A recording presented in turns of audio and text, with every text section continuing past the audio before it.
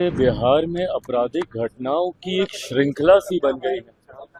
और प्रशासन पूरी तरीके से नतमस्तक दिख रहा है। बिहार में जिस तरीके से हत्या, अपहरण, लूटमार, डकैती, बलात्कार एक के बाद ऐसी श्रृंखला बन गई है। कोई भी अपराधी आपके राज्य में आपराधिक घटनाओं को कैसे अंजाम दे रहा है प्रशासन के रहते हुए, या तो फिर इसमें प्रशासन की मिली भगत है और या फिर प्रशासन इस पे लीपापोती करने का कार्य कर रहा है। मुझे इस बात का दुख होता है कि मैं एक ऐसी सरकार का यहाँ पे समर्थन कर जहां पे अपराध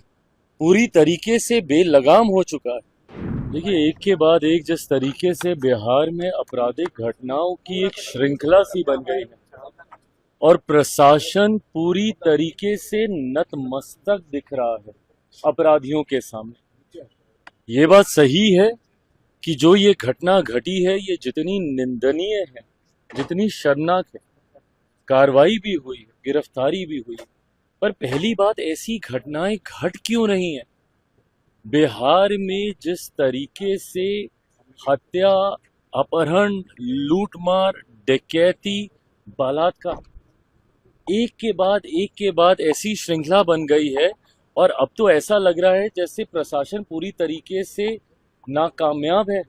इन घटनाओं को रोकने के लिए। और अगर ऐसे ही चलता रहा तो ये आने वाले दिनों में एक बहुत भयावह परिस्थिति उत्पन्न कर देगा हमारे प्रदेश के लिए। उत्पन्न हो चुकी है। जिन परिवारों ने अपनों को खोया उनका हालात पूछिए,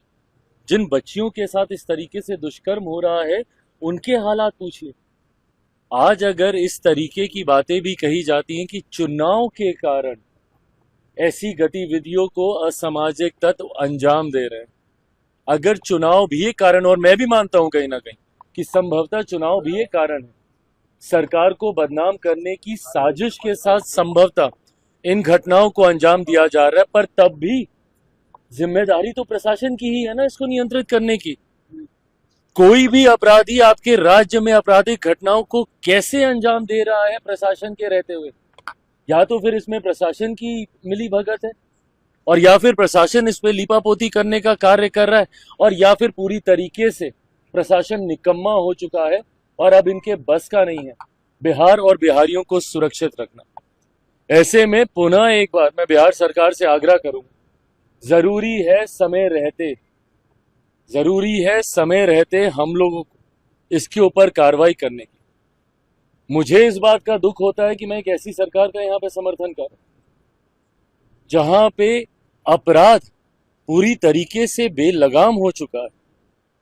इस पे नियंत्रण पाना जरूरी होगा, नहीं तो इस तरीके से बिहार और बिहारियों की जिंदगी से होता हुआ खिलवाड़ बिहार को बहुत बुरे अंजाम तक